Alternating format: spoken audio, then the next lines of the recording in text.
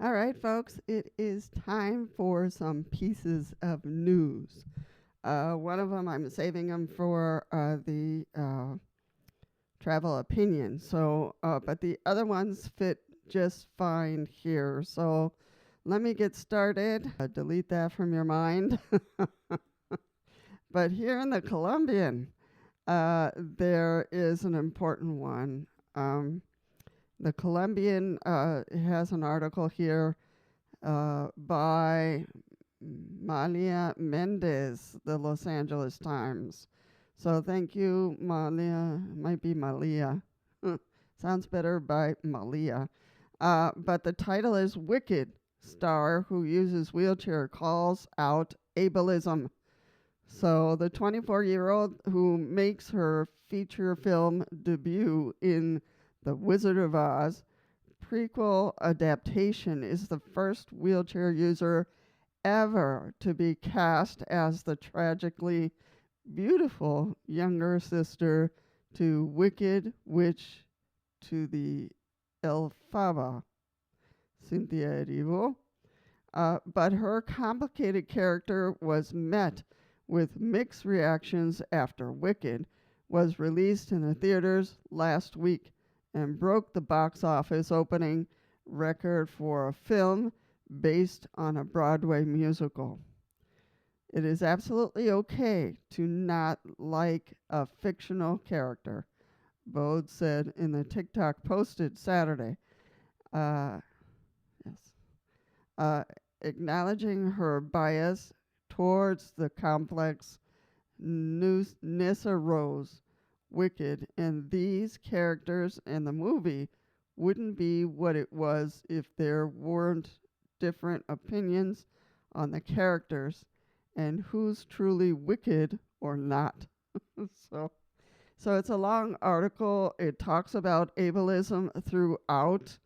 When these jokes are being made by non-disabled strangers with a punchline of not being able to walk, it very much feels like laughing at rather than laughing with, she said. This goes so far beyond me. Marissa just needing to ignore comments on the internet. So it's a long article. I will just wet your palate here, and you can take a look um, at the long post here. So thank you, Malia Mendez from the Los Angeles Times for writing the article. I will direct my subscribers to your page so they can read the article. So that is just fair. All right. So the next one is very interesting. This is from the Cal Times, obviously from California is my guess. This is an article written by Rose, staff writer, December 6th. She has an article here. I voted what I learned as a wheelchair user. As wheelchair users, we cannot assume we will gain entry to every place we go. The same goes for voting. So she writes up here her experience of going to vote. So she talks about the arrival, what happened there. There's one obstacle, entering the building and what happened there. Check-in is very interesting. She ran into the fact that the table was too low for her to fit her wheelchair under, so the poll person was very attentive to that and put it on her lap so she could sign in. Casting my vote, she was all worried about, what was going to happen. Was somebody going to have to help her? Was somebody going to see her vote? Did somebody need to see her vote? So it's all those kind of things. So she said, after signing in, I received my ballot and moved to the voting machine. There was another obstacle where I encountered my third obstacle. The setup didn't allow my wheelchair to fit under the table far enough for me to comfortably reach the touch screen.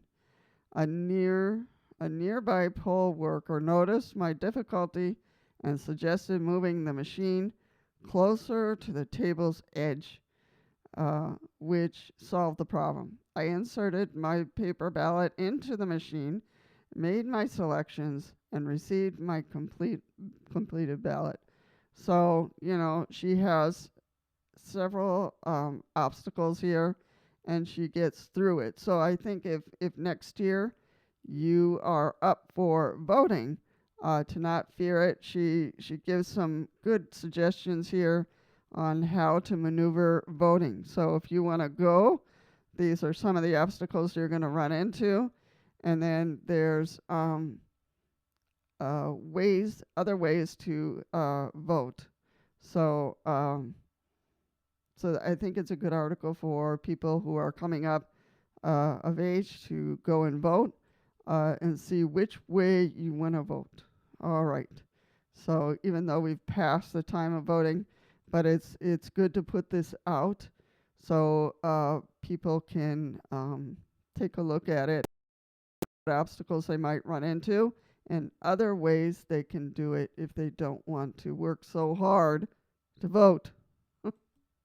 All right, people. The next article is from Reasons to Be Cheerful. And this one has to do with parks, state and federal. So I've promoted parks a lot for people just with disabilities to get out of their house. It's hard to do that. And so here's some good news about that. Breaking Down Barriers for Travelers with Disabilities. This was written by Elizabeth Hewitt, December 2nd of this year. So thank you, Elizabeth, for writing this article. It gives us hope, and we all need that. From specialized excursions to accessible trails, travel experiences are increasingly geared towards meeting a broader range of needs, which is very true. So it's our writer membership drive in this article. If you enjoy these kind of stories, please consider becoming a Reasons to Be Cheerful member. As a reader supported publication, we rely on, sorry, my vision is a little double, and my medication is affecting that. So we rely on member contributions to create this rare form of non-for-profit journalism. Thank you. All right, so I thought that was an important note. But the other important notes here, from hiking trails to airport concourses, travel can be challenging for everyone or anyone. For people with disabilities, a lack of accessible design or information can make it even tougher. But efforts are growing to reduce the barriers from online platforms that make it easier to find suitable accommodations to excursions that meet the specific needs of tourists with disabilities. So people think of travel as a luxury, says Mayan Ziv, founder of Access Now, an online platform that shares accessibility information about businesses and attractions. But I think the power of travel is that it touches to so many aspects of life. So it goes on to talk about the parks that are really working on setting up accessible areas for us to go visit parks. So it talks about boarding planes and all that kind of stuff and what happened. But I'll leave that for my next article. In Winnipeg, Tongi's consulting company is working with the Canadian Museum for Human Rights to improve accessibility. Go figure. A rigorous process that involves auditing the physical space, reviewing programs, and training staff. So that is unbelievable that a human rights museum is not accessible right now. Unbelievable. Winnipeg's Assiniboine Forest, one of the largest urban forests in Canada, is also becoming easier for people with disabilities to explore.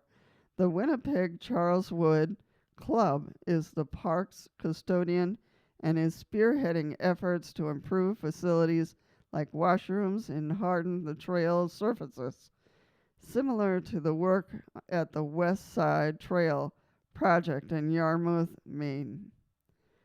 So we're hearing more and more about parks and touring places becoming more accessible.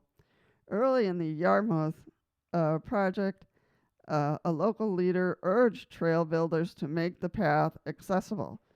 As they planned the western side of the 11-mile trail network, they found that building and accessible standards didn't involve much extra effort and improved the trail for everyone who uses it.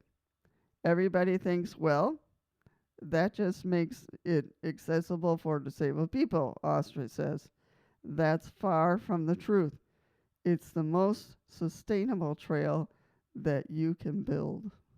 So not only making these plank walks or, for people in wheelchairs, but it also saves nature because you're lifting the path up so it doesn't disturb the ground where the animals and the plants and the bugs and the birds need to nest and everything else. So it really protects nature as well.